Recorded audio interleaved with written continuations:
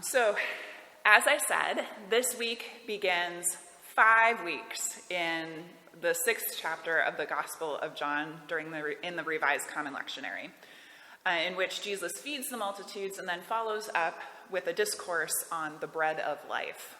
It happens every 3 years. We get the year with the bread.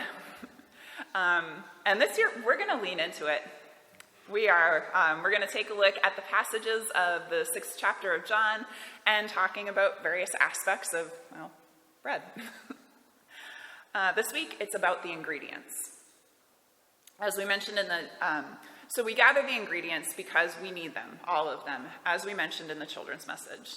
Each of them contributes a specific aspect that results in bread, but we need to gather them all before we can begin. So maybe we think about it this way.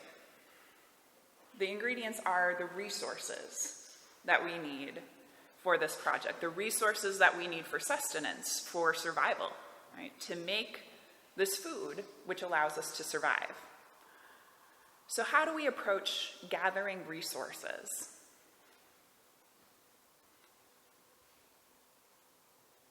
How do we gather resources or gather? Yeah, exactly. We go to the store and we buy them. Yeah, exactly. We go to the store and we buy them.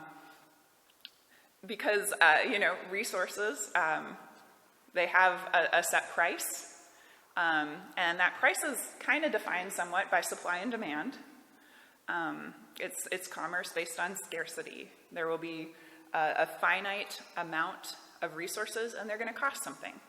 And it's been that way pretty much forever. Like, this is nothing new, right? The gospel reading actually begins with that understanding. That Jesus asks, where are we going to buy bread for all these people? Before we get into that, though, I do want to take a quick moment to mention that in this chapter, in this reading, there's no real question that they're going to be the ones that are going to feed the crowd, right? The people in the crowd are being treated as guests by Jesus and the disciples. They're hosting, and they just know that they're going to provide this hospitality to the people who gather and visit them. It's kind of impressive. So it's not a question of if, it's a question of how. And there is still that question of how, and it's kind of a big question. Philip approaches the problem by calculating the cost. I mean, you can almost imagine the wheels turning in his head. He goes, okay, so 6 months, that wouldn't be enough. What would? 7, 10, a year? I mean, it's 5,000 people after all. And if they're buying that much all at once, how soon before the shops run out and the price goes up even more? Scarcity, that set amount of resources with a price tag attached to it. I'm not going to argue that that's the way it is. I mean, here's my receipt for the ingredients for the bread. Andrew reports back about one kid who's there and I guess maybe willing to share his lunch. But again, there's almost kind of that laughable element to it, right? There's, a lunchbox with some bread and fish in it. It's nothing to the situation, right? Envisioning kind of that multitude of people. Think about a stadium or something like that. You almost wonder, why Andrew even mentions this? What was the point of that? Although it does say right away that Jesus knew what he was going to do, so who knows? I guess Jesus does. Jesus redirects this approach. He takes that small act of kindness and sharing and turns it into a miracle that does give everyone enough. Jesus takes the bread that was shared and gives thanks and then distributes it to all who are gathered. And there's enough, more than enough. Jesus has turned this around. There is more than enough, despite our perception. A story of sharing results in abundance. How do we approach resources? I had a professor in seminary who defined stewardship as a reorganizing of the parts to benefit the whole. That was the idea that there is enough, more than enough, abundance even.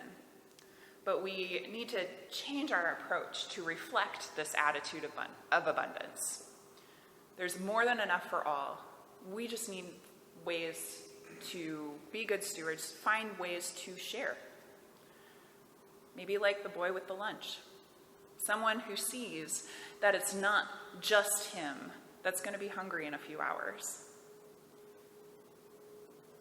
That's a pretty impressive kid. He and all the people in the story contribute to the reason that this story happened at all. The boy with his 5 loaves and 2 fish, Philip with his calculating approach, Andrew with his report, the crowd, the guests really, who needed to be fed in the first place. And of course, Jesus at the center of it all, turning everything around and showing us that abundance exists, and it is realized through generosity and gratitude. And when they had eaten and were satisfied, 12 baskets full of leftovers were gathered up. How can we take a similar approach to the resources we know we need? How can we see that it isn't just us who's going to need them? How can we be the characters in the story that make a difference, that change the outcome, like the ingredients in a loaf of bread? May we be the ingredients that make the story better and catch on to the vision and example presented by the one we just heard, to be stewards of abundance for the sake of the world and all the people in it. Amen.